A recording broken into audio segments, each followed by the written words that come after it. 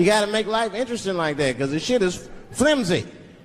Life is flimsy. You think you're gonna live forever, you ain't not gonna live forever. It's dangerous out here. We know what's going on. I travel now, you know. I used to think D.C. had the roughest ghettos in the country. Nah, nigga, I have seen some shit now. Oh, there's some rough areas outside of D.C. Yeah, everybody should go to the ghetto. I was taken to the ghetto one time. That's the worst. When you get taken and you're not expecting to go. You know, usually you want to know when you're going to the ghetto, like, I'm going to see some wild shit. I got to prepare myself. I'm going to see something crazy. When you're taken, it's different. I had a limousine driver. It was after a show. It was late at night. It was like 3 in the morning. I had a limousine driver. He was a nice guy, talking to me and shit. Oh, hey, where you from, dog? D.C.? Word? That's a rough city, man. And his cell phone started ringing. Hold on 1 second. Hello? Oh, what's up, nigga? What? What the fuck? Slow down. What? What the fuck? No! No! No! Fuck that, nigga. Fuck it. I'm on my way.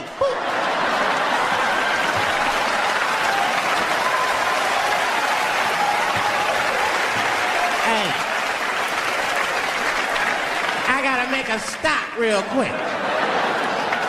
At 3 o'clock in the morning. I didn't know he was taking me to the ghetto at first.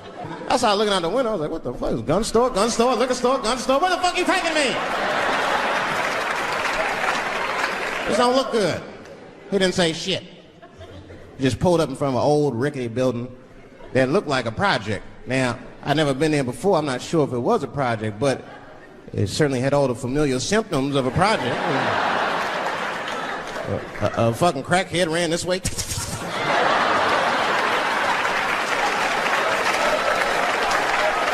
And then another one jumped out of a tree and shit. The driver said, I'll be right back. And left me. Took the keys with him and just left me. At 3 o'clock in the morning, in front of a project, in a fucking limousine. This was not good. I was like, man, I gotta look around and see if I can see some landmarks and figure out where I'm at. Might have to escape on foot. Now, this is when I knew I was in a bad neighborhood. You only see this in the worst neighborhoods. Remember, it's 3 o'clock in the morning. It's 3 o'clock in the morning. I look out the window. There was a fucking baby standing on a corner. Look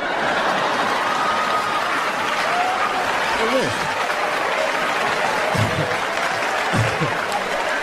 And the baby didn't even look scared. He was just standing there.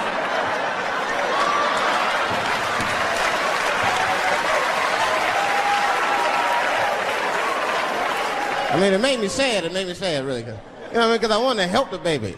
I was like, I don't trust you either. I'm sorry. Click. Click. The old baby on the corner trick, eh? I'm not gonna fall for that shit. Where's this limousine driver? You know, I start feeling bad. As time goes by, I start feeling worse. Like, man, what is wrong with me? What the hell's wrong? I'm scared of a baby. I mean, this baby could be in trouble. He might need my help.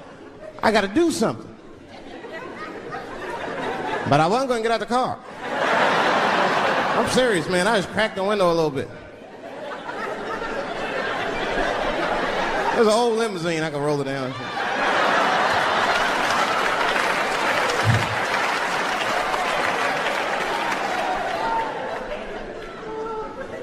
Hey, baby. Baby, go home, man. It's 3 o'clock in the morning. What the fuck are you doing up? The baby said, I'm selling weed, nigga. I said, oh, shit.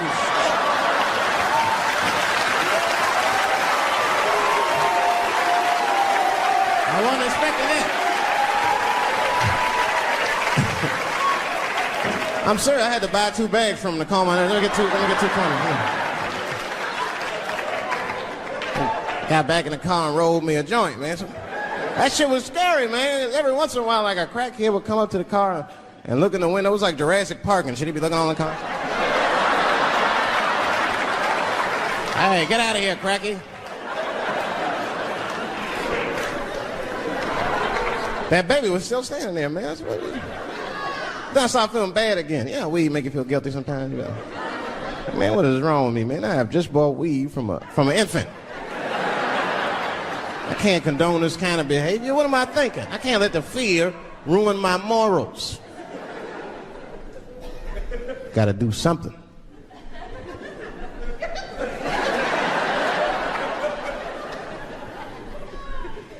Hey, baby. Stop selling weed, all right? You got your whole life ahead of you. He said, fuck you, nigga, I got kids to feed. I said, God damn.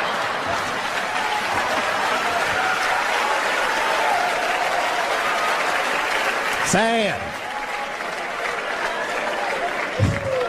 And just at that very moment, one of the crackheads was running across the street and got hit by a car. I know it was a hit and run.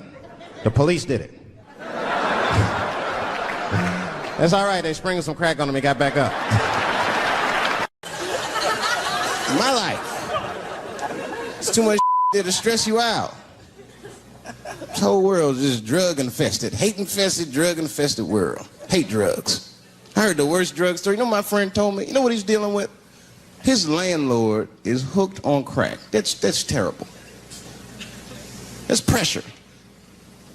If your landlord's hooked on crack, that means you've got to have the rent. You come around all the time. You got the rent. It's not even due yet. It's the 10th. Come on, I need it. Let me just get $20 of it now, and then just give me the rest of the month. Every couple hours. Hey, look, I'm gonna need some more of the rent. This building's falling apart. Things came up. Comes home early from a party. Landlord's in the crib going through his. What are you doing in my house? Ah! Where's the sink? I came to fix it. It's in the kitchen. I thought it was in the drawer. I'll fix it tomorrow when I come for the rent.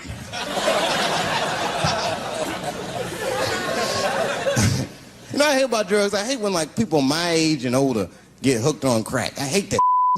You're too old to be experimenting with the drugs at a certain point. You should be past that. You ain't doing it by a certain point. You just miss it. Drugs are really for old people anyway. You 75, you've earned the right. If I was 75, I'd do coke, heroin, everything. I wouldn't give a. I'd be walking down the street, they'd be like, boy, that old man is tripping.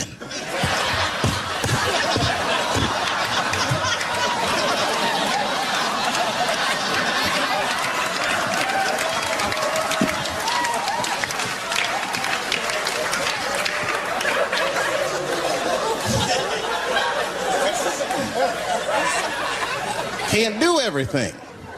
Maybe weed. If you're gonna do something, do a little weed. Smoke weed. Weed's not as bad as everything else. Weed is a background substance. You know what I mean? You can smoke some herb and still function. And you ain't crisp, but you'll function. Nothing higher than weed, though. I made that mistake one time. I was at a party, some guy gave me some. He's like, here, man, take this. Mushrooms. I took it. I forgot all about it, you know. Then a couple days later, I found that in my pocket. I'm thinking, why not?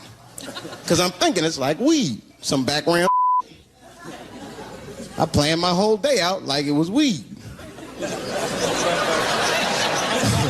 I'll chew this up. Then I'll go to the barber shop, get my hair cut, and then I'll see a movie.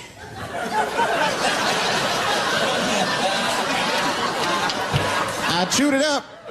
So far, so good. Then I was in a barber shop like an hour later. And it's funny because I was just thinking to myself, I was like, ooh, this stuff sucks. Tastes like athlete's foot.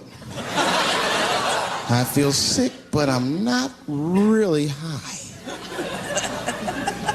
Then I looked in the mirror. I saw the barber's reflection, man. It looked like a big penis was cutting my hair. I freaked out. I started talking to myself, Dave, calm down. You're on drugs. This is what drugs do. Okay, you know that there is no way that a penis Some cut hair. But I started freaking out, man. I just couldn't take it anymore. I jumped out the chair, half my hair was cut, I didn't care. I didn't, I just gave a barber a handful of money. It was weird, the balls opened up. Anyway, I ran home, man. I ran home as fast as I could. It's tripping. I looked at the clock, it was 2:42. I was like, damn, 2:42? I gotta sober up. I had never been this high this early. I took a shower, I was still high. I said maybe music will do the trick. I listened to every CD I had, I was still high. Exercise, that's what I'll do. I ran around the block 4 times, still high. Took a nap, woke up. I looked at the clock, it was 2:43. I said, God damn. Who wrote this song? You know, this is my grandmother used to sing that when she cleaning up. That's a Negro spiritual. Black work song. Not everybody know about that. I know. See, white people, you guys might whistle when you work. You dig? But that's how you can tell what kind of work we're actually doing.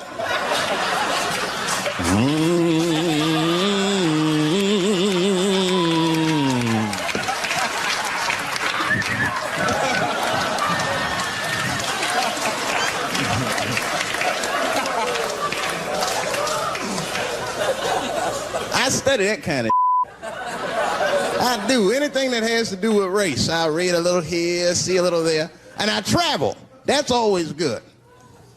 Traveling has made me a racism connoisseur, if you will.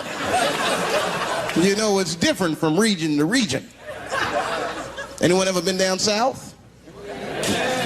So you guys know what I'm talking about. Now, the racism down there is just... it's perfect. It's due to a perfection. It's comfortable, it's out in the open. There are no secrets in Mississippi. Everybody knows the deal. Morning, nigger. Morning, sir.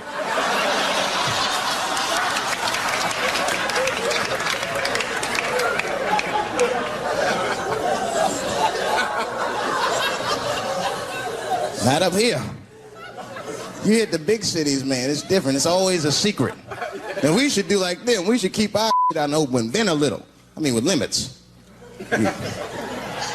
You don't want to say whatever comes to your mind. That might be a little much.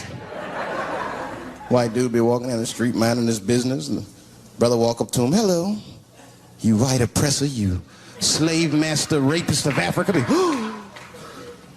Why, hello, my thick-lipped spear-chucking friend. Touche, hunky. So, Whitey, what did you do today, huh? Oppress a new land and make the people there Christians against their will?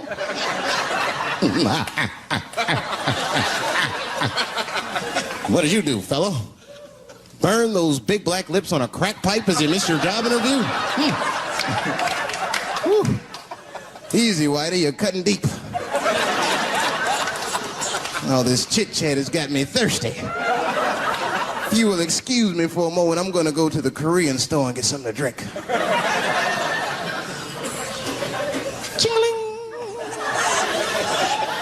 Hello.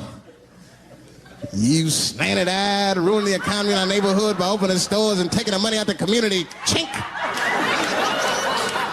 Well, good afternoon, you browse around but never buy anything, suspicious looking nigga. After a while, that might be too much.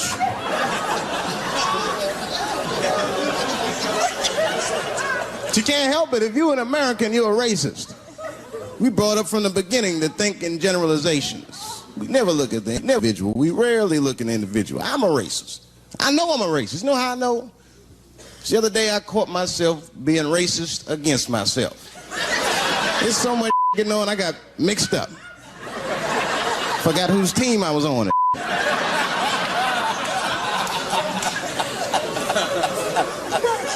One time I was reading the paper, man, this story came on about this guy was suing a department store because they wouldn't let him play Santa Claus, you know, because he's black. And I was actually like relieved when the department store beat him. That's bad. But I wasn't ready for that. I wasn't ready for the idea of a black Santa Claus, man. That would suck. So we wouldn't get our presents till the 28th, 29th. Sorry I'm late, kids. Santa got caught up with some in Vegas. I had to sell some toys to get back, shit. Where them cookies at?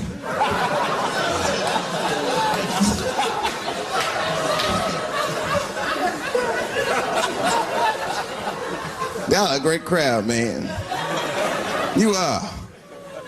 I'm glad y'all came out, man. I'm nervous. I am. Not about the special. I hope this don't make me famous. You dig? I don't want to be famous. I want people to like me for who I am. Like famous dude, don't never know why people like them. That's why, like, if I ever make it, I'm gonna have to like test people. Like if I meet girls, I wear disguises when they first meet me, so they don't know who I am. And then like on the first date, I'll call myself, I'll pick you up right from work. And then I'll pick her up in a garbage truck. Just to see how she reacts. And she's like, wait a minute. Oh, do I look like garbage to you? I don't see no goddamn trash need to be picked up here. Get that goddamn truck off my block. Who do you think you are? That's when I take my mask off. Oh, David Chappelle. That's right, bitch. Thank you. Thank you very much. Is anybody in here gay? Get her! No, it's good. I'm totally joking. This is New York. Are you gay for real? Yeah. Okay, so you know the gay marriage is illegal, right? Why do you think that that's illegal? People suck. I don't know. I don't have a good answer for that. Do you even care about marriage? Yeah, I want to get married. Eventually. It's really... To a girl or a guy? Girl. Just checking.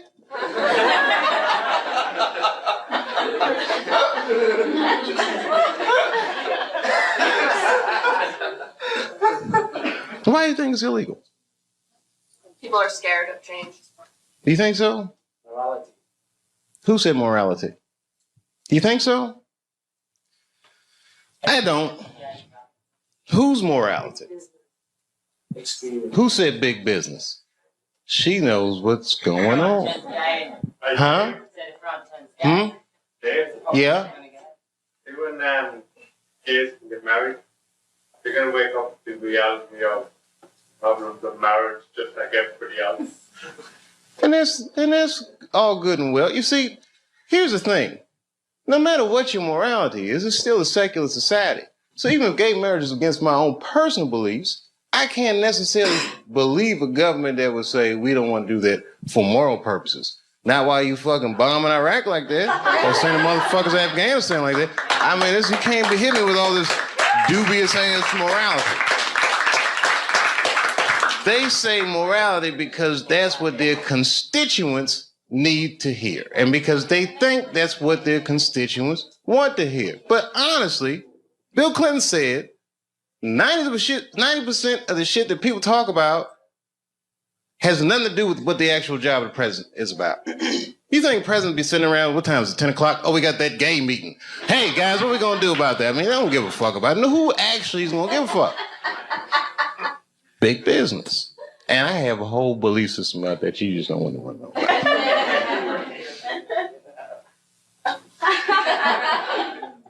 I'll tell you part of it. All right, it's a tiered, listen, marriage laws are fucked up in America. I don't think that the government should have that much say in actually how people devise a marriage, because a marriage, right, devoid of any kind of religious belief or emotion like love, is a business contract. Period and simple. And tons of people in Washington or legislative bodies, even guys like Elliot Spitzer that have wives or fuck prostitutes, live in loveless marriages. And they have these shits arranged because they're in such a high social stratosphere that they have to keep up a certain appearance. So why are they imprisoned by their own marriage? It's this form of economic slavery. And if you look at the way this shit happens, corporations were made legal in the United States by the 14th Amendment, right? Or 15th Amendment, which freed the slaves. And then under those rights, people said, we want the same rights as those motherfuckers as collective individuals, right? And if you're a collective individual and two collective individuals want to do business with one another, one's masculine, one is feminine, so they define a marriage institution between man and a woman. But what if corporations is gay? I'm just saying. What if Aunt Jemima doesn't want to be with Uncle Ben? What if Aunt Jemima wants to do business with Sarah Lee? Well, wait a minute. What if Uncle Ben wants to do business with Mr. Clean? That's all I'm saying.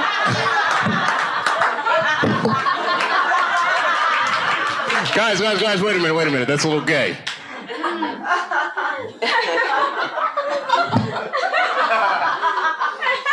I'm sorry, I thought that was funny. What if Aunt Jemima? I don't think that's what Mr. Clean was. Uncle Ben. Maybe I should have picked different companies. I put myself in a bad position. I'm just joking around. You're like, we don't want to hear this shit. It's just a conspiracy theory. I believe in aliens too, bitch. How about that? They're coming.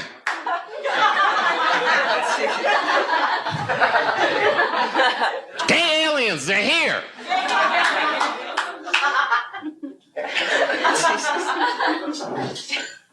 All that shit, fake. World Trade Center, fake. You want to know who blew that shit up for real? I ain't gonna say that. You know, it's my own personal thing. I don't even want to say that shit. Yeah. You know who I think blew up the World Trade Center? Ashton Kutcher. America, you have been punked.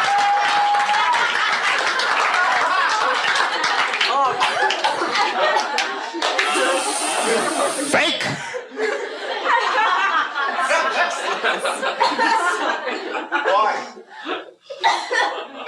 Why did he blow up the World Trade Center? I don't want to sound like a cynic.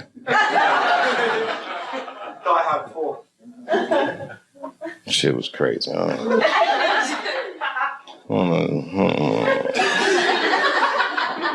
don't know the truth, but I know who does. Strippers. They know everything. Does anyone have a cigarette? Yeah. Sure. Good on you, mate. I wish I had it. Your accents are so nice. Huh? And I do listen to BBC News. We all listen to the BBC.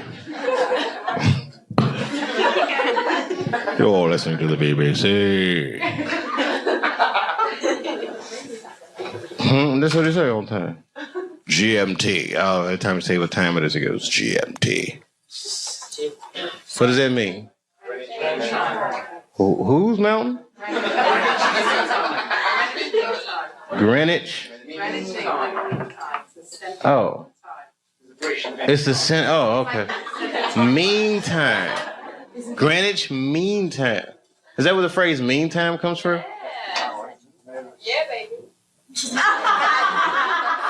Wow, you can tell that your country conquered a lot of shit, man.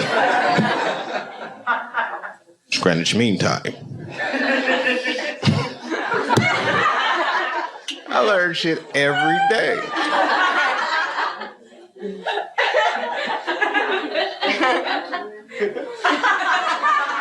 It's Greenwich Mean Time. Have you ever heard that before? Yeah, bro, you ever heard that before? Yeah, I've heard it. Oh, you're from Ireland, though. Hang on down the middle of London, very much. Greenwich? Meantime? What's so mean about it? It's a timeline. It's a time. Oh, okay. Like it's 0 degrees. Okay. You ever seen a guy's mind stretch? I might buy for it. Like in the 24 hours, like 00, like, you know. Oh, I don't do that 24-hour clock shit. I hate that shit. It's 1,500 o'clock. 1,500. You got milk here, right? Like the easy, make life easy. Got the blocks. No, I don't like that shit. That's when it's good to have them strippers around. Strippers are like the Google of the streets.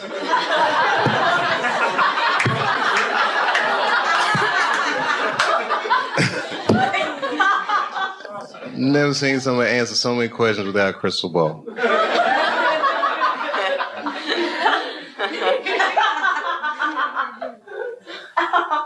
It's true, it's amazing. Skill sets.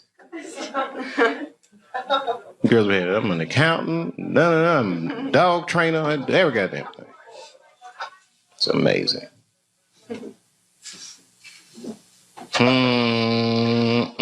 All right, it was something hilarious though. All this shit is depressing.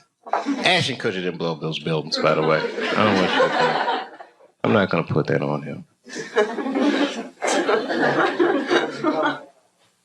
Huh? If he did, who was he talking? American people. American person is one of the most lied to people in the world. That's our whole game with America. Because freedom is not a privilege, my friend.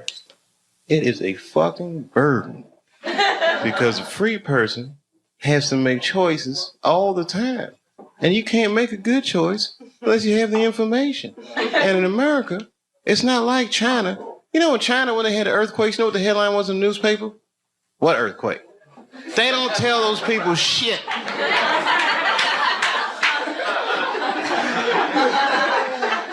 In America, they'll tell you every goddamn thing. And then they don't prioritize the information.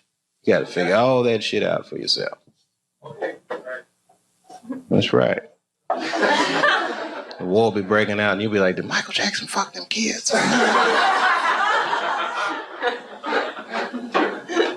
That gets shuffled funny.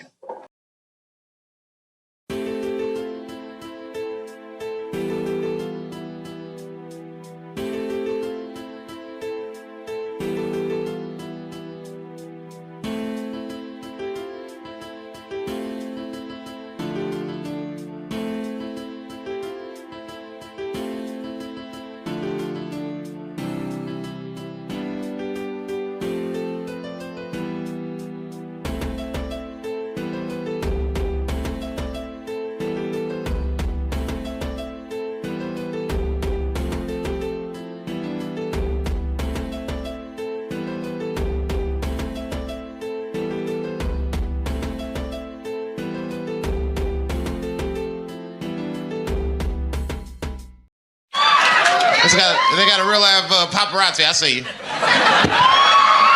What you think I am? What do you think is a game? Watching out for the media. I'm like Bigfoot, nigga. When people see me, they freak the fuck out. Oh, shit. Even other celebrities get surprised to see me. Oh, shit. Hey, thanks. Come on, you only got 10 minutes. God damn. So, no, it's good. I don't have any material. That stuff's for pussies. Every time I see this backdrop, I think about Kramer fucking up.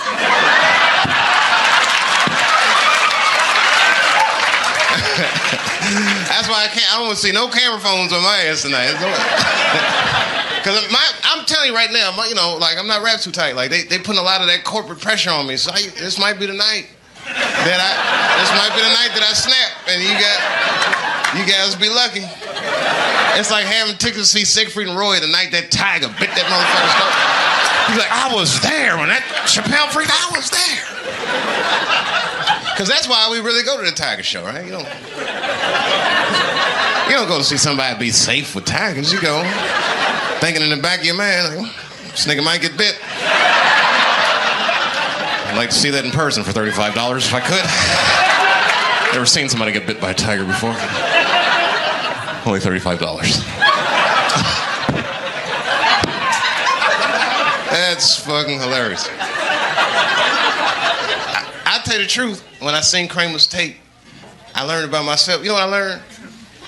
I think I'm only like 20% black and 80% comedian. You know what I mean? And black dudes can relate. You know what I mean, bro? Like when you saw that shit, he was furious, right? Black dude was like, Kramer, you motherfucker. Like, I was hurt. And the comedian in me was just like, whew, niggas having a bad set. Hang in there, Kramer. Don't let him break you, Kramer.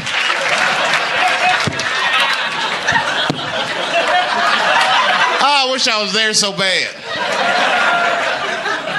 Because, you know, in the back of his mind, he was thinking, I'll get him the next show. There won't be a next show, Kramer. Phew. You know what I hate ever since I walked away from that show?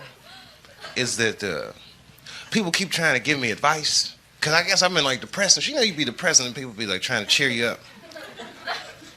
And then I in the show business. That's what made me so mad about it. So they'd be saying stupid, hey Dave, look, I know that was a rough experience and I can only imagine what you've been through, but you know, you just gotta hang in there and what you gotta do is you just gotta keep your chin up. Just keep your chin up, Dave. Word, that's what I was doing. That's what I was doing wrong. Was my chin was too low. Shut the fuck up, it had nothing to do with my chin, nigga.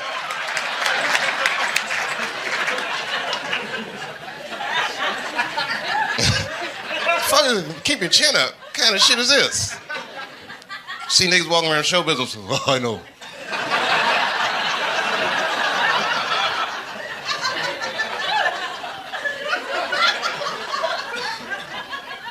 So, this girl I knew sent me a book called The Secret. She was like, listen, David, this is gonna help you. It's called The Secret. I thought this, And I started reading the book and I read like 5 pages of shit and threw it in the trash. I was fucking... I can't believe they sell this shit. Do you know what this bitch says the secret of life is? She said it was positive imagery. You gotta visualize the things you're gonna have happen in your life. Like, bitch, that's the secret of life to you? Then kill yourself.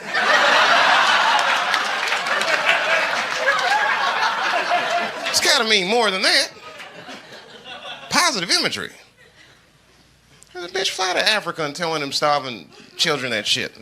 What's wrong with you? I have not eaten in 5 days.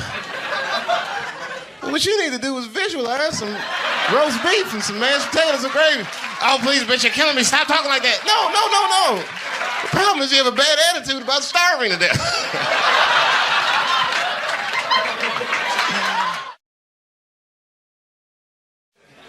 I'm one of those people that's so smart that I'm uncomfortable in this world. And I'm scared to live. I'm not scared to live, but it's scary out here. God damn. I know how flimsy this shit is. I can see through this. I can see the truth. There's an animal inside of each and every one of you. It's not good.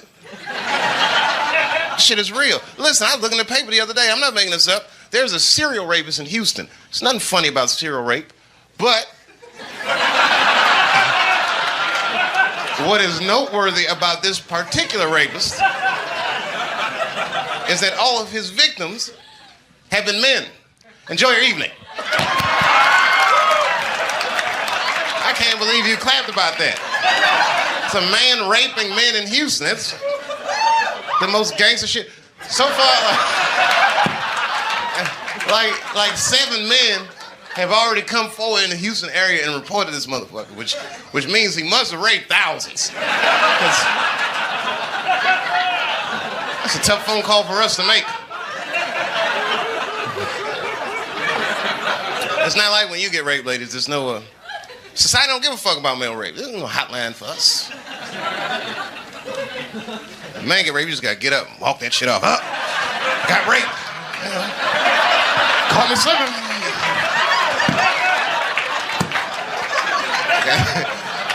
You gotta take that shit to the grave.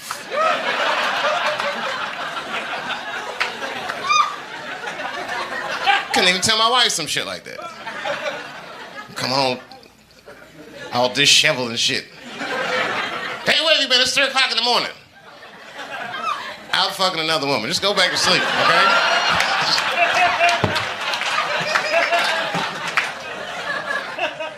Man, I love Montreal.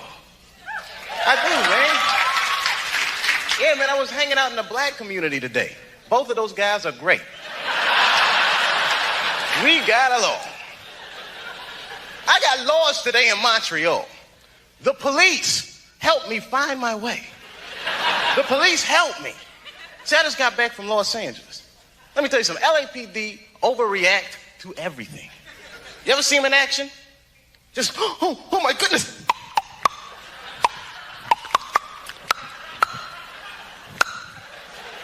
Stop jaywalking. It's like real racially tense out there. I took 2 white friends of mine to an all-black party in LA. These guys were in shock. They had no idea that black people sometimes call each other nigga as an endearing term. And they saw the brothers at the party like, hey, what up, nigga? My man. Oh, what's up, nigga? Pat, pat. My white friends, they got all excited. Hey, how you niggers doing? The music stopped. Everyone looked at them. Oh, my goodness. I mean, they got their asses kicked that night. I hated to do it, but you understand. It was like, they embarrassed me in those days. Me and one of the guys, this is real ironic, we got in like a little Rodney King incident ourselves. Me and this guy, Dave, we were eating dinner at a restaurant. Dave got in an argument over the check with the waiter. Next thing we know, the owner, the manager, all the employees get together and just beat the shit out of him. Kapow! He sued him for $500,000 and won the case because the whole incident was recorded on videotape. Sounds amazing, right? That's why me and my buddy Dave always carry a camcorder with us. Because you never know when a Kodak moment might pop up, you know. We'll be hanging out and be like, all right, Dave, go ahead, I got you. You ready, man? Go ahead, do it. All right, just be ready. Hey! Officer! Kiss my ass. What? Uh-oh. Roll them. All the police problems in the States, man, it makes me wish superheroes. Normally, I hate superheroes. Not because they never help out black people. I think they're bad role models for children. You know, just look at them. Look at Wonder Woman. Look at how she dresses. You know, those big-ass red hooker boots. Blue underwear with stars and stuff all over them. They always give women ridiculous weapons. Wonder Woman has a golden lasso that makes you tell the truth. Ooh, not that. The hell is that gonna do? She's gonna catch a bad guy. Gotcha. Oh, nice tits.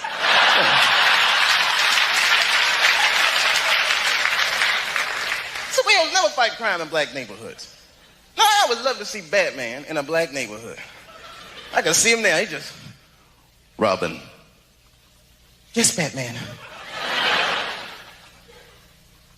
Didn't we park the car right here, man?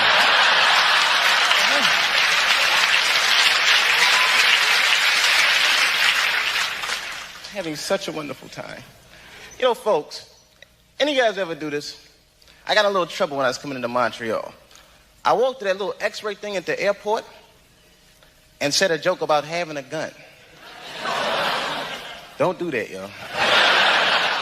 Now, I was just trying to be funny. You know, I walked through the thing and said, boop, boop, boop. He said, I'm sorry, but you have to go back through. I said, oh, no problem. Must have been my pistol. Hey! Hey, I was joking. I mean, he was ready to kill me, man. Pulled his gun out and stick out all that shit. But my buddy Dave had the camera rolling. Peace, everybody. I'm out of here. It feels good doing stand-up again. I took a year off from stand-up. Not that I don't like stand-up as much as I just don't like microphones. I'm sick of talking to them.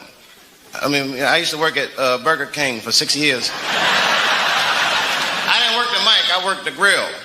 A guy named Steve used to work the mic, and I thought he was just a pain in my ass. He used to, every time someone orders something, hi, how are you? Could I have a Whopper with cheese? Sure. A Whopper with cheese? You son of a bitch, I'm right behind you. Just turn around and ask me for a Whopper. You know, Canada is nice. This is kind of like a kinder and gentler America, in a way.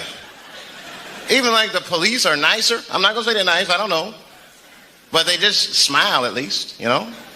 I've been to jail before, twice, not as a prisoner. One time was from childhood. I was suspended from school 23 times during February. I wasn't bad, though. I was just mischievous. I got hold of all my teachers' home phone numbers. At the time, I thought it was funny. I was calling in death threats. I know that's bad, man. You know, my English teacher, Mr. Johnson, I called him up. He was all nice on the phone. Hello? Johnson residence. Is this Mr. Johnson? Yes, it is. And who might this be? You're a dead man, Johnson. Who is this? Shut up, punk! You're gonna die. Unless you change David Chappelle's grades. I don't know how he caught me. After that, they put me in a program called Scared Straight. Have you ever heard of this? This is where they put bad kids like me in prison. And the prisoners yell at us. They tell us scary stories. You know, they try to scare us into being good. And the other kids were scared. But I was not scared. I was just heckling the guy. Hey, shut up, you convict. Like, I'm going to take advice from you. You look like a person that made all the right choices in life. Wrap this up. I got to be out of here by 3. What time you leaving? The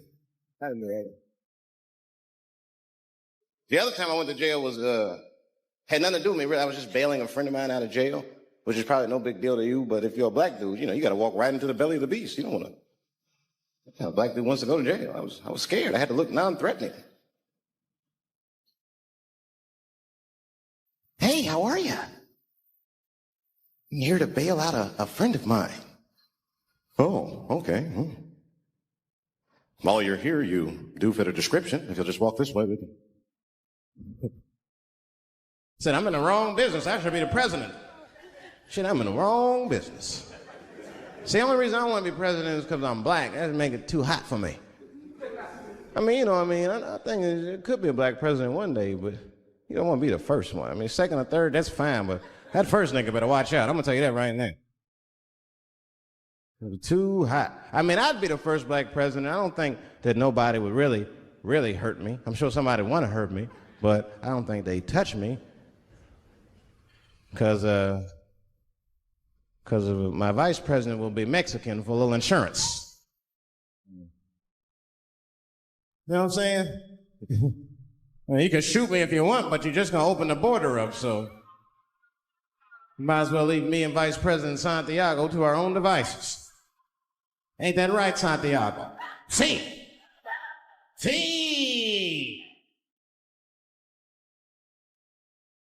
Elian can stay. Don't worry, I don't got no Elian jokes. All I'll say about Elian is thank God he's Cuban. Because if he was Haitian, you'd have never heard about his eggs.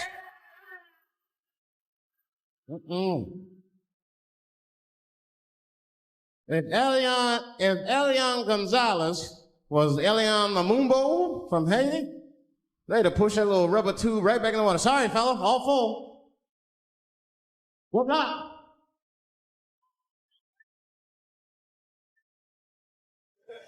Scared to death of these police. I am, nigga. I got a police scanner. First money I got, this is the first shit I went out, bought me a police scanner. I just listen to these motherfuckers before I go out, just to make sure everything's cool. You hear shit on it. Calling all cars. Be on the lookout for a black male between 4'7" and 6'8". Staying in the crib tonight, fuck that. Gotta work on that alibi for a minute. Every black person needs an alibi. I do them impromptu joints. If I'm by myself and need out, I'll just open up the windows in the apartment, turn all the lights on, start beating off right in the window. Look at me. Hey, everybody, look, it's me, Dave Chappelle. I'm crazy. I'm jerking off. Note the time, motherfuckers. It's 2:35. Look at me. I'm jerking off in the window, 2:35. Comedian Dave Chappelle is June 10th. Note the time.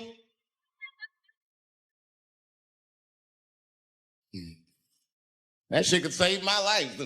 Officer David Chappelle couldn't have done that. I saw him in his window masturbating From 2:35 to 2:37, I'm certain of it. He was standing on a clock and holding a calendar and today's paper. Fuck, I need an alibi. I can't be no celebrity. This shit is just the worst. I'm seeing it. I see why stars are crazy now. These motherfuckers. I went to Disney World with my kids, which is a big deal for me. I don't get to see my kids so much. I do Chappelle Show 20 hours a day, sleep for like half an hour, raise my kids for 10, 20 minutes, and I go back to work. Now, this particular day, I got to hook up with the kids. We went to Disney World. Everybody at the park. Fucking everybody. Hey! I'm Rick James, bitch! Hey, I'm Rick James, bitch. It's like, hey, man, hey. You mind not calling me a bitch in front of my kids? Time out, motherfucker. We take a day off. Even Mickey Mouse did it. I said, this is the most unprofessional shit I have ever seen in my life. Rick James, bitch. Oh, I was fed up. I caught that motherfucker with an uppercut. Pop! Knocked his head clean off. Everybody was screaming. Oh my God, oh my God. Mickey Mouse is Mexican. That's the thing, there's so much stuff to worry about. You know, the more you know, the more you don't know and shit. You know, like a lot of people be telling me, Dave, you know, you just gotta relax. The racism thing be bugging you too much. I be thinking about it. Sometimes shit'll happen. You know, a lot of black people can relate to this. Have you ever had something happen that was so racist that you didn't even get mad? You were just like, God damn, that was racist. I mean, it was so blatant, you were just like, wow. Like, it almost like it didn't even happen to you. It was like a fucking movie. That was like you was watching Mississippi Burning. Wow. That happened to me. I was in Mississippi. I was in Mississippi doing a show, and I go to the restaurant to order some food, and I say to the guy, I say, I would like to have, and before I even finish my sentence, he says, the chicken. I said, what the fuck? I could not believe it. Could not believe that shit. This man was absolutely right. I said, how did he know that I was gonna get some chicken? I asked him, I said, how you know that? How did you know I was gonna get some chicken? He looked at me like I was crazy. Come on, buddy. Come on, buddy. Now, everybody knew as soon as you walked through the goddamn door, you're gonna get some chicken. There's no secret down here that blacks and chickens are quite fond of one another. Then I finally understood what he was saying, and I got upset. I wasn't even mad. I was just upset. I wasn't ready to hear that shit. All these years, I thought I liked chicken because it was delicious. Turns out I'm genetically predisposed to liking chicken. He said, what? I got no say in the matter. I got ruined chicken for me. I'm scared to eat it in public. I want somebody to see me and say something. You know what I mean? Like, you be eating some chicken?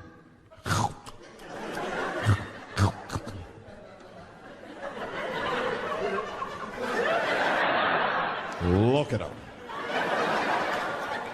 He loves it. Just like it said in the encyclopedia. Look how happy he looks.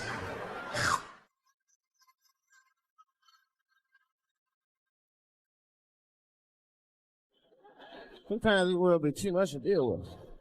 That show business be crazy. That's where the cultures really collide. Show business bring a lot of races together. Sometimes it works, sometimes it don't. This is one thing that happens that's funny. You know, sometimes I'll be on a business call, right? You know, like with a lawyer or something. You know, my lawyers be white. And like we'll be on a call, right? And they'll be like, oh, okay, Dave, we're gonna close the deal. Is that fine with you? I'll be like, yeah, that's good for me. Great. You have a good weekend, Dave. I'll be like, all right, you too, man. Peace. Oh, all right, bye-bye.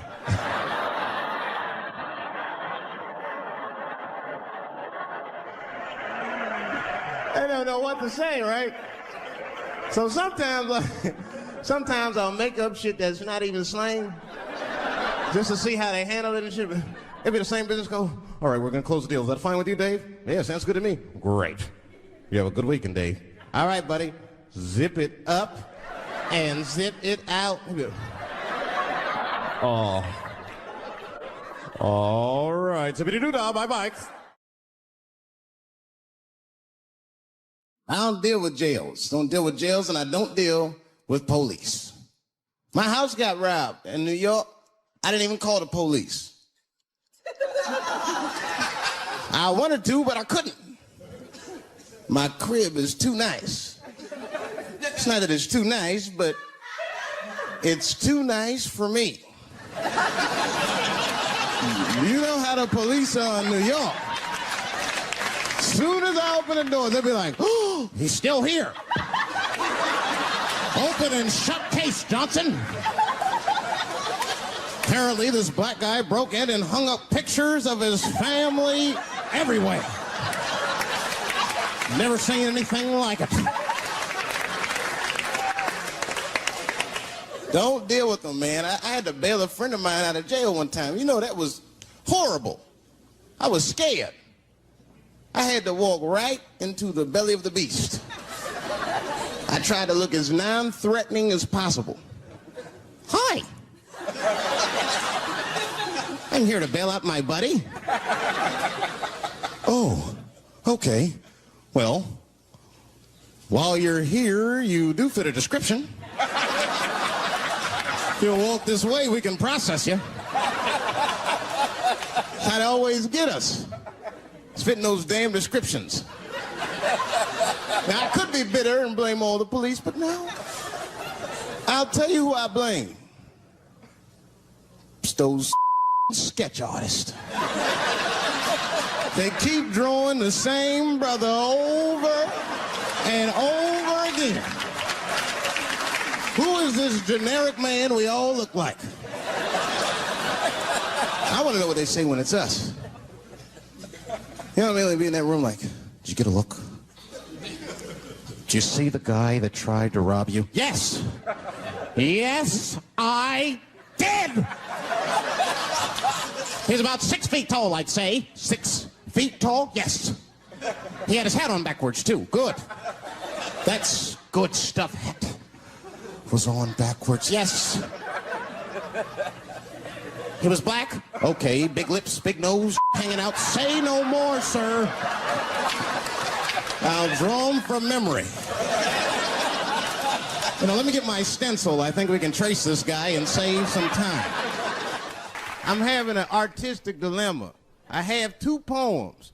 One poem is older, and one poem I just wrote backstage. Which one would you like to hear? Wait. How many for the old one? How many for the new one?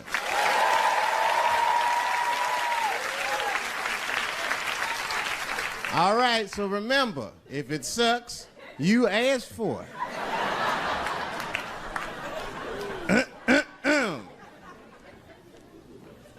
One night at 3 a.m., I went to the corner store. I forgot why. Oh, that's right, I wanted a bite. I had the munchies because I was high. The store is owned by Mr. Fong, and every day he sees me, he does me wrong. He's Korean.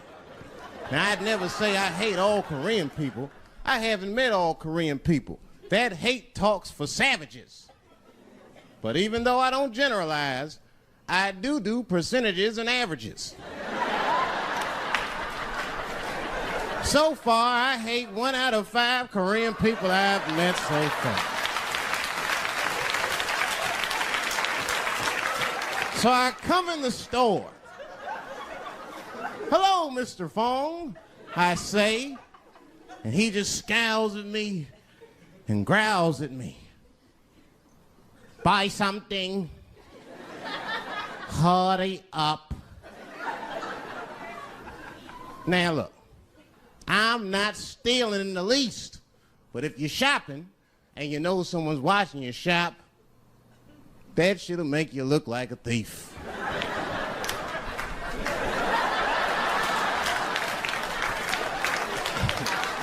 Mr. Fong said, hey, I've been watching you since you came in the door. Buy something now or get out of my store. Now I couldn't take it anymore. Hey, I said, raising my hand, get your fingers out of my face, Chinaman. Mr. Fong said, hey, what make you think I'm Chinese? You must not know what you're saying. You made a mistake, Brackman. Mr. Fong is Korean. Now I was wrong. I said, Mr. Fong, I'm sorry to offend by mistaking your race. But you gotta admit, if it was a Chinese look-alike contest, your ass would place. You're a dead ringer for a Chinese. But don't be mad at me. I didn't mean to offend you in the least. You know, some people say all black people look alike. We call those people police. Thank you. One time racism saved my life, man. I was on a plane. I was coming from overseas, and I don't know how this guy got a machine gun on the plane, but he stood up, man. He said, "Everybody, get on the fucking ground. Nobody look at my face." I started freaking out. Because he was Chinese, I was like, why is he talking like that? He was screaming and crying. I was the only brother on the plane. Well, I thought I was the only brother. I looked over, there was one other black dude. He was from Nigeria. I looked over at him, he was looking right in my face, man. He didn't say two words to me, he just looked at me, he was like...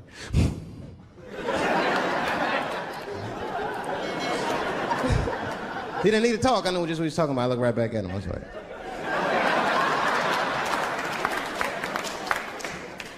Some white dudes on the front of the plane seen us, they were like, oh my God. I think those black guys are gonna try to save us.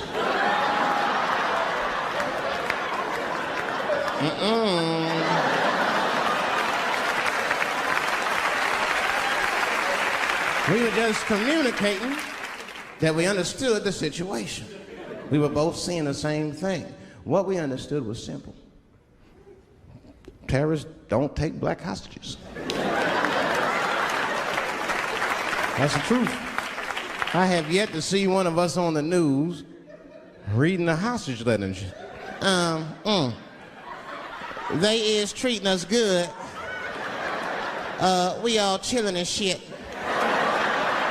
I'd like to give a shout out to Ray Ray and Big Steve and Central Newport.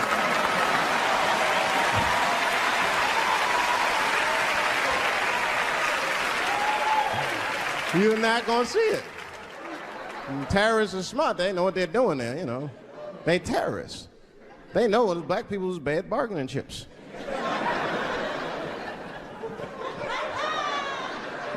They called the White House. Hello? We have got 5 black... Hello?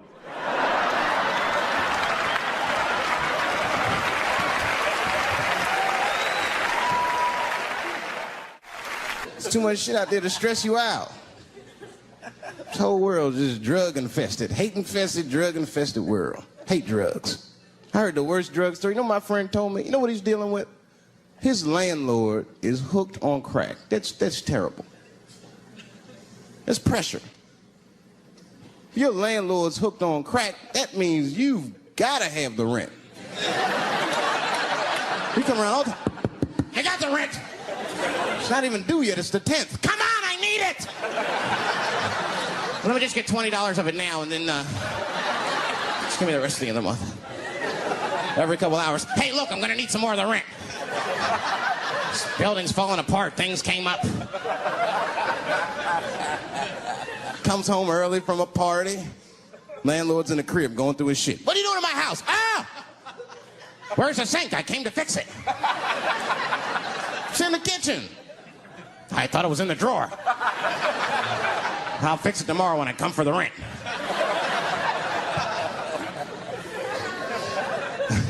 You know what I hate about drugs? I hate when like people my age and older get hooked on crack. I hate that shit. You're too old to be experimenting with the drugs at a certain point. You should be past that. You ain't doing it by a certain point, you just miss it. Drugs are really for old people anyway. You 75, you've earned the right. Shit, if I was 75, I'd do coke, heroin, everything. I wouldn't give a fuck. I'd be walking down the street, they'd be like, boy, that old man is tripping.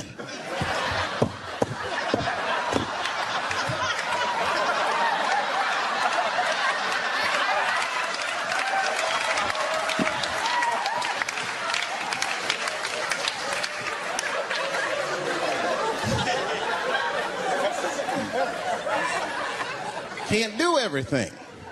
Maybe weed. If you're gonna do something, do a little weed. Smoke some. Weed's not as bad as everything else. Weed is a background substance. You know what I mean? You can smoke some herb and still function. And you ain't crisp, but you'll function. Nothing higher than weed, though. I made that mistake one time. I was at a party, some guy gave me some shit. He's like, here, man, take this. It's fucking mushrooms. I took it, I forgot all about it, you know. Then a couple days later, I found that shit in my pocket. I'm thinking, why not? Because I'm thinking it's like weed, some background shit. I planned my whole day out like it was weed. I'll chew this shit up, then I'll go to the barber shop, get my hair cut, and then I'll see a movie.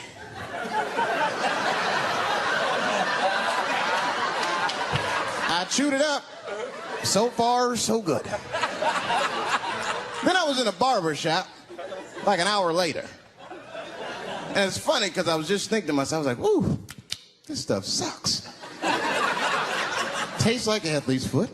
I feel sick, but I'm not really high. Then I looked in the mirror. I saw the barber's reflection, man. It looked like a big penis was cutting my hair. I freaked out. I started talking to myself, Dave, calm down. You're on drugs. This is what drugs do. Okay, you know that there is no way that a penis can cut hair. But I started freaking out, man. I just couldn't take it anymore. I jumped out the chair, half my hair was cut, I didn't care. I didn't, I just gave a barber a handful of money. It was weird, the balls opened up. Anyway, I ran home, man. I ran home as fast as I could. It's tripping. I looked at the clock, it was 2:42. I was like, damn, 2:42. I gotta sober up. I had never been this high this early. I took a shower. I was still high. I said maybe music will do the trick. I listened to every CD I had. I was still high. Exercise, that's what I'll do. I ran around the block 4 times, still high. Took a nap, woke up, fucked up. I looked at the clock, it was 2:43. I said, God damn. I've been accused of having sex with a girl I did not have sex with before, and let me tell you something, that shit is infuriating. You ever go through that, you know, it'll make you crazy. You be screaming at your best friends, I didn't touch that bitch, nigga, I'll kill you. Fuck you, nigga, I'll kill you. Please believe me. Please believe me.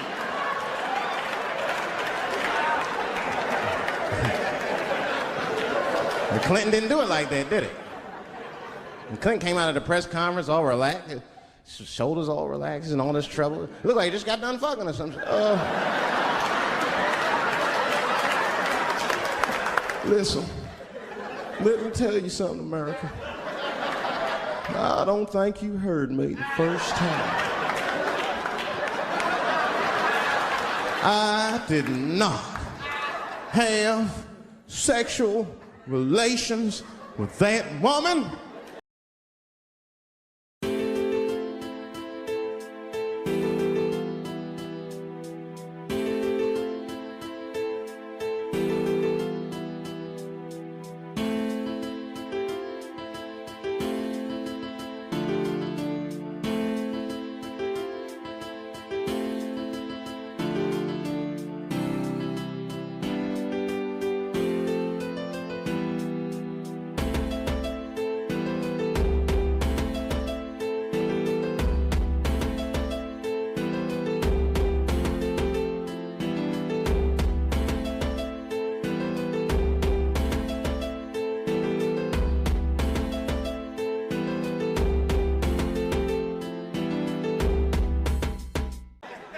Miss Lewinsky?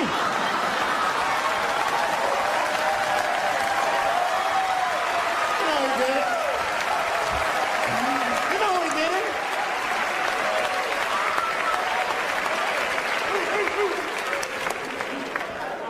Everybody knew what that finger smelled like. Nobody cared. Nobody cared. We all watched. We was disgusted, but we kept watching the news. I know I did. I was taping it. See, I'd be at the crib like, baby, turn the lights off. The news is coming on. Every week on 60 Minutes was a different girl accusing Clinton. Remember Kathleen Willey came out? She was upset. The president called me into his office. He began massaging my breast slowly. I'm sorry.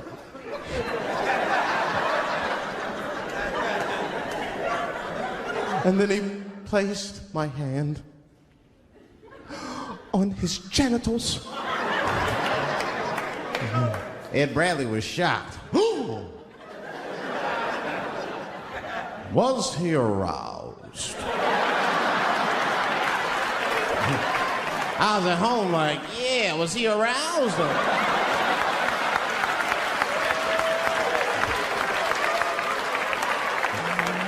And then Ed Bradley looked right in the camera. He said, don't bust that nut yet. We'll be right back.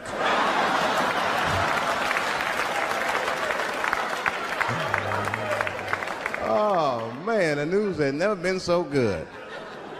But there were no victims. There were no victims. Only one I feel sorry for is that Lewinsky. I feel a little sorry for her. Don't y'all feel a little sorry for her at all? God damn, y'all, come on, man. Have a heart. That's a hard thing to be famous for, man. I mean, nobody want to be the most famous cocksucker of all times and shit. I feel bad for her. Not even the women feel sorry for her a little bit, ladies? Now that's jealousy. That's what that is. I mean, come on, y'all. That's one dick that girl sucked. It's gonna haunt her for the rest of her life. Long after she spent that money up, that's still gonna haunt her. And I know there's a lot of women in here with at least one dick they regret. And I bet you it wasn't a president's dick. I bet you worked at Kenny Shoes or Safeway or some shit like that. Don't go judging her. Don't go judging her. See, we gotta stop judging people. That girl was young, and she made a mistake that young girls make. She wanted to fuck a powerful man, period. That's as far as she thought it through. She wasn't thinking about how powerful the president was. She didn't have no wisdom. An older woman would have helped everybody. An older woman would have been in there, you know, you should lower taxes. You know what I'm saying? Do this song. You know, that's just our grandmother used to sing that when she cleaning up. That's a Negro spiritual. Black work song. Not everybody know about that. I know. See, white people, you guys might whistle when you work. You dig? But that's how you can tell what kind of work we're actually doing.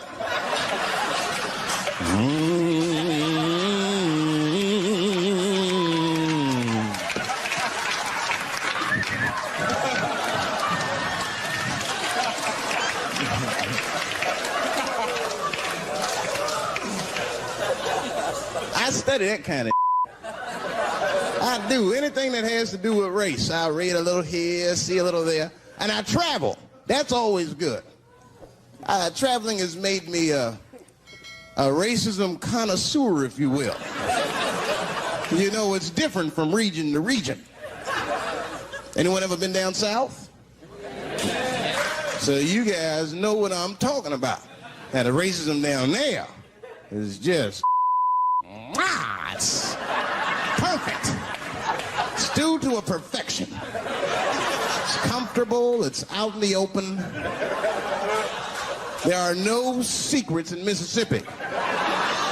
Everybody knows the deal. Morning, nigger. Morning, sir.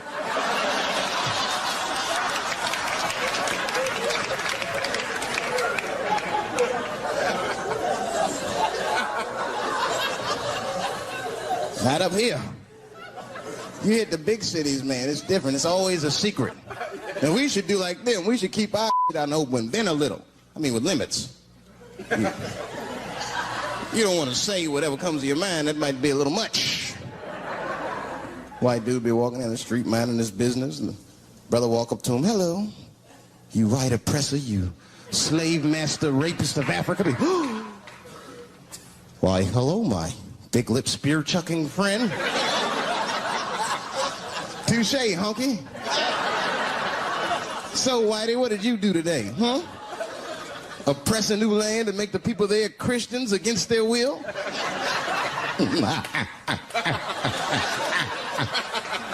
What did you do, fellow? Burn those big black lips on a crack pipe as you missed your job interview? Easy, Whitey, you're cutting deep.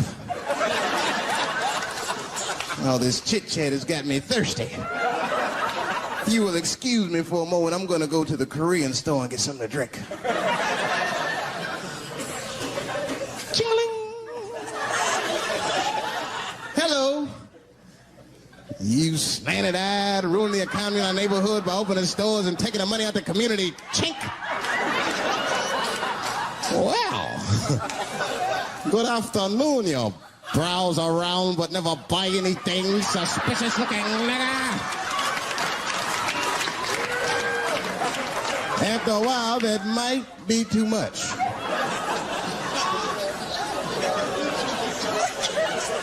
But you can't help it. If you're an American, you're a racist. We brought up from the beginning to think in generalizations. We never look at the individual. We rarely look at the individual. I'm a racist. I know I'm a racist. You know how I know? The other day I caught myself being racist against myself. There's so much going on, I got mixed up. Forgot whose team I was on.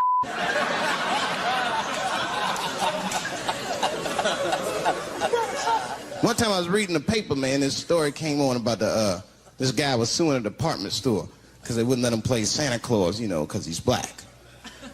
And I was actually like relieved when the department store beat him. That's bad. But I wasn't ready for that. I wasn't ready for the idea of a black Santa Claus, man. That would suck. So we wouldn't get our presents till the 28th, 29th. Sorry, I'm late, kids. Santa got caught up with some in Vegas. I had to sell some toys to get back, shit. Where them cookies at?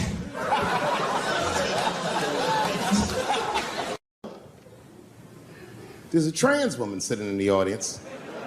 This is a true story. This was like a few weeks ago. I did 6 shows that weekend. This trans woman came to 4 of them. Calls herself Daphne. Man, this chick Daphne was in there cracking the fuck up at everything I said about everybody. It was amazing. She was laughing, and it was fun to watch her laugh. You could tell she was letting go with something that was heavy, and she'd throw her head back, and she'd smile with all her teeth. She was having a great time. And the more fun she had, I felt bad, because I knew I had some trans jokes to unload. And I thought to myself, maybe I shouldn't say these jokes because I don't want to, like, fuck her evening up. She's having so much fun. But then I thought to myself, well, if I can't say it in front of her, should I say this shit at all? So I let her rip. And to my surprise, Daphne laughed harder at the trans jokes than anybody in the room. In fact, everybody in the room would look at her to make sure it was okay. And I got off stage, I was in the dressing room, I was like, man, this is a fucking weird show. I'm sitting in the dressing room by myself just trying to figure out, like, what the fuck just happened out there? Like, why is it that this one woman can't take any of these jokes and Daphne can take all of these jokes? So weird. And then I realized, Daphne used to be a man.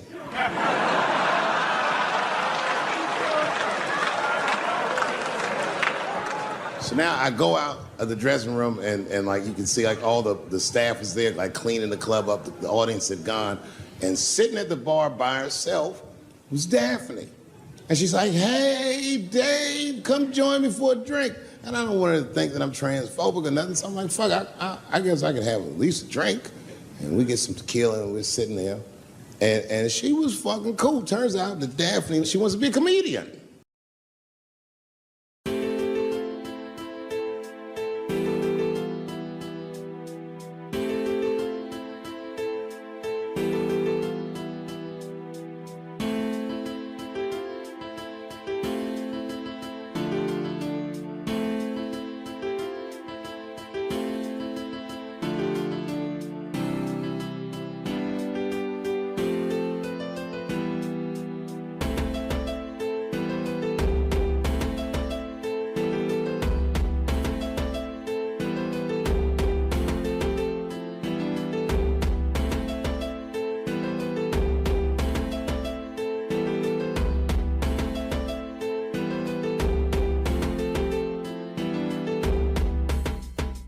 She was asking me for advice, and I told her advice and all that shit. And then she says to me, she says, boy, you sure do get a bad rap for your trans jokes. I said, Daphne, thank you, but you don't have to say that. I hope I didn't offend you. She goes, no. She said, in fact, I read about you in the New York Times. I said, you did? She said, yeah. She said, I thought it was interesting that they blamed you for R. Kelly. They said you normalized him for telling jokes about him. I go, yeah, they said that. She goes, I wonder why they never said that you normalized transgenders by telling jokes about us. And I'd never thought about that. It never occurred to me. And we started making out. And then, like, I reached up just to see what it felt like. I was like, what? And it felt like pussy, didn't it? I was just like... Now, I was hanging out with a friend of mine. He's a white guy, you know. We were just hanging out. And we were lost in the city. You know, we were smoking a joint. Now, I don't know if it's a coincidence that we were lost in the high and shit, but... My white buddy, he was smoking a joint. Dave, it's the goddamn cops.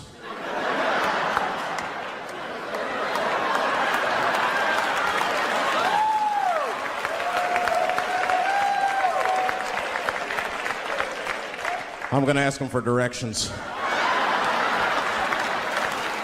I said, Chip, no!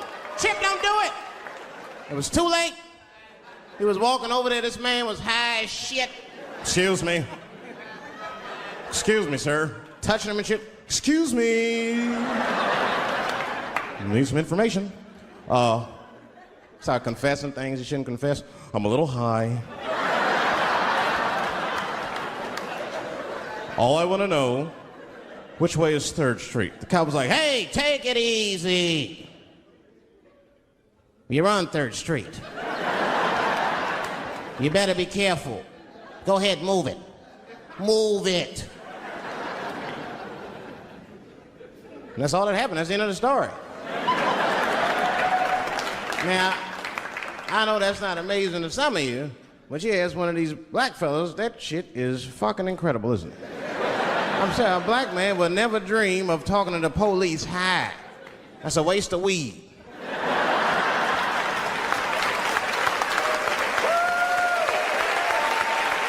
Serious.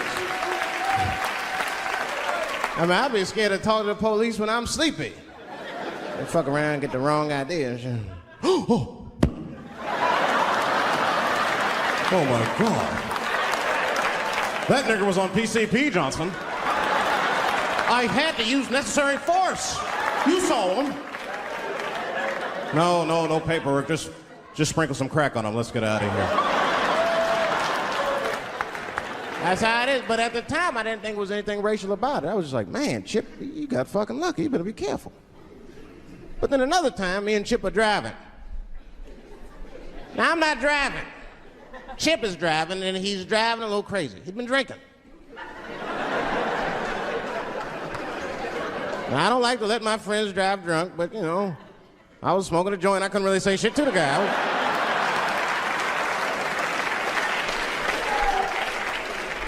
And we get at a red light. We stop at a red light. And a car pulls up next to us. And I'll never forget it. Chippy looks at me, he's all drunk, and she's like, Dave, I'm gonna race him.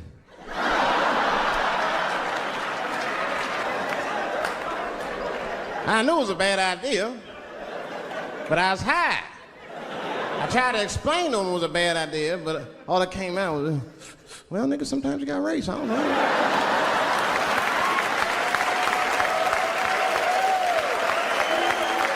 Man, that light turned green and Chip took off, zigzagging and shit so no one could pass. And the other car didn't even know he was racing.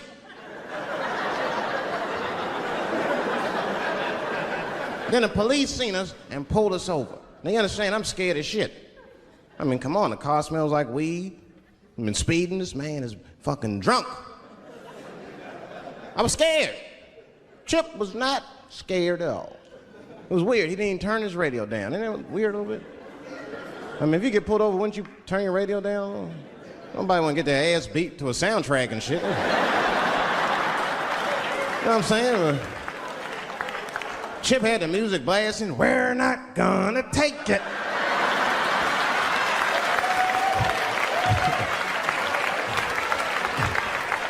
He looked at me and said, Dave, just relax. Close your butt cheeks. Just relax. Let me do the talking. You wanna know what he said? This is almost exactly what he said. I couldn't believe it. He says, oh. Sorry, officer, I didn't know I couldn't do that. I was fucking shocked. The cop said, well, now you know. Just get out of here. Just get the fuck out of here. Chip said, okay, I will, sir. Thank you. What? What's wrong with you, Dave? I didn't know I couldn't do that.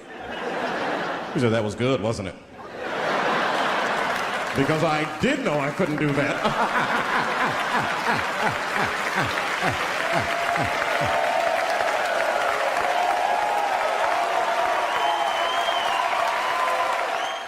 Really, you know who I'm gonna vote for next time if things keep going the way it's going is that gay dude.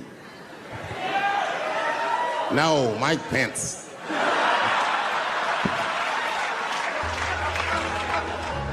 Now, this is the same club, the Punchline. This is 15 years ago, and I had just gotten back from my infamous South Africa trip. And I came to the Punchline just to cheer myself up. It's a safe place where I could tell some jokes. And I find out that this comedian I know, Chris Tucker, who's in all those Rush Hour movies, I find out that Chris is in San Francisco too, at some charity event. So I call him, I'm like, yo, I just saw you at some charity event. I said, I'm doing a show at the Punchline. Why don't you come by the club after your event? He's like, cool, Dave. I thought she was dead, nigga. I'll come by. He says, is it okay if I bring some friends? Because, you know, I'm with a lot of people. I go, man, you Chris Tucker. You can bring whoever the fuck you want. And then I show up to the club late that night. I walk into the dressing room, and sitting in the dressing room is Gavin Newsom, who at the time was the mayor of San Francisco, but now he's the governor of California. And sitting next to him was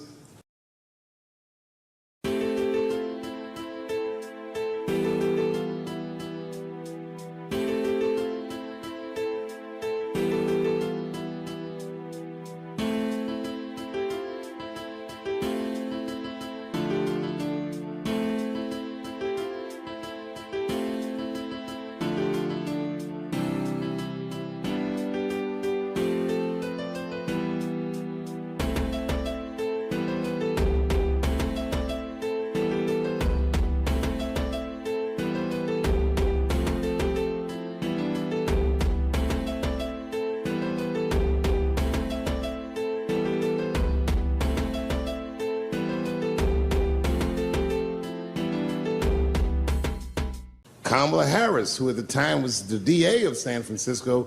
Now she's the senator from California that's front-running on the Democratic ticket. And sitting next to her was Al Gore. It's fucking weird. And sitting next to Al Gore was the guys from Google, Sergey, and I don't know how to say these. All right. and it was Chris Tucker and Ben Jealous, who at the time was the president of the NAACP, who was all just at this big charity dinner, and Paul Mooney was drinking scotch. And we all was just in there. And, you know, at first I was a little uncomfortable when we started talking, and we all got along really well. At some point, Kamala Harris she says to me, she goes, you know, a friend of mine is announcing his candidacy for president tomorrow. I went to college with him. I'm like, what? I go, Barack Obama? She goes, you've heard of him? I'm like, yo, I just read about this dude. And she goes, yo, yeah, blah, blah, blah, we're talking. She goes, you know what? She says, let's call him on the phone. I said, what the fuck? And she picks the phone up and she dials and she's listening like this. And she goes, it's his voicemail. And she gives me the phone, she goes, leave him a message. You know, I didn't know what to say. I just said what you say to any black dude that's running for president. You know, stay low, running a zigzag pattern, this kind of shit.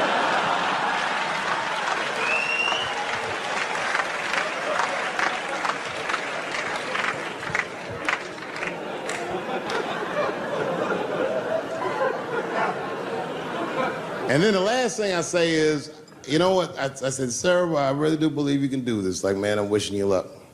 Now, next day I wake up and go for coffee at a place called the Embarcadero. It's like an eatery by the sea in San Francisco.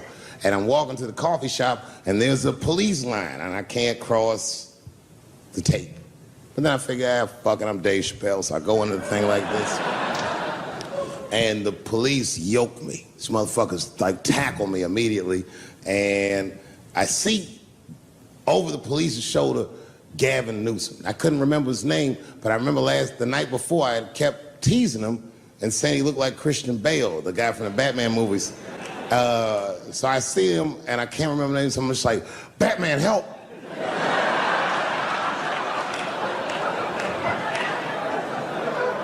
And he stops, he's like, Dave? And then the police see that the mayor knows me, so they all like, oh, sorry about that. And he's like, hey, back up, everybody. And he just picks me up. He's like, I'm really sorry about that. I'm like, I'm fine, don't worry about it. And he's like, listen, I'm here with Prince. Would you like to meet him? I'm like, I know Prince. That's my nigga. And we go around the corner, and it was Prince Charles, the Prince of England. I didn't know the protocol of meeting royalty. You're not supposed to touch him. I dapped him up like a nigga. My nigga.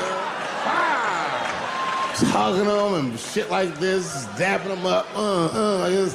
And that nigga was cool too. I was like, that's really fucking weird. And then I was just out there in the upside down, not having no TV show, trying to figure life out. And the election was going on in the background. And this guy, Barack Obama, was picking up steam. This motherfucker was killing it. And I had a chance to go to the last debate on the Democratic ticket, and I went. It's me and Chris Tucker sitting in Myrtle Beach, South Carolina. It's the last three candidates. It was Barack Obama, John Edwards, and Hillary Clinton. Now, Obama's a lot taller than Edwards and Clinton, and he had the center podium. And at one point, they're all on stage, and they start fussing, and Obama goes, look, none of us are perfect, like this. And his hands was like this, and there was light shining behind his head, and the other two candidates was looking up at the nigga, and I was sitting in the audience like, this nigga looks like Jesus.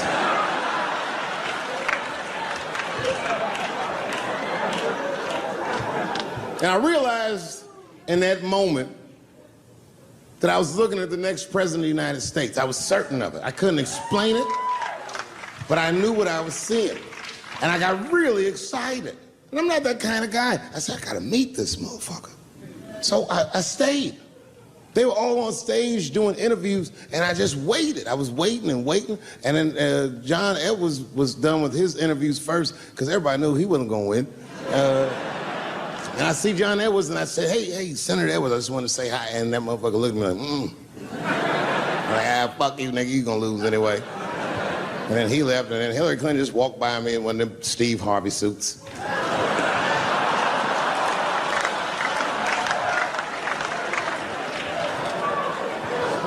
But Obama was taking forever. Everybody wanted to talk to him. When I knew the media saw exactly what I saw, there was no question about it. That was the guy. I waited and I waited, and finally, it must have been over an hour and a half, he finishes his last interview. He's like, "Well, thank you very much. Good talking to you." And he turns around and we make eye contact. He sees me, and when he sees me, he looks over, he goes, "Dave Chappelle." And Obama did me the same way I did Prince Charles. He dapped me up, like, oh. And he like bro hugged me, and he pulled me in, and I'll never forget this. He said in my ear, "I got your message." Thank you very much, New York City. Good night.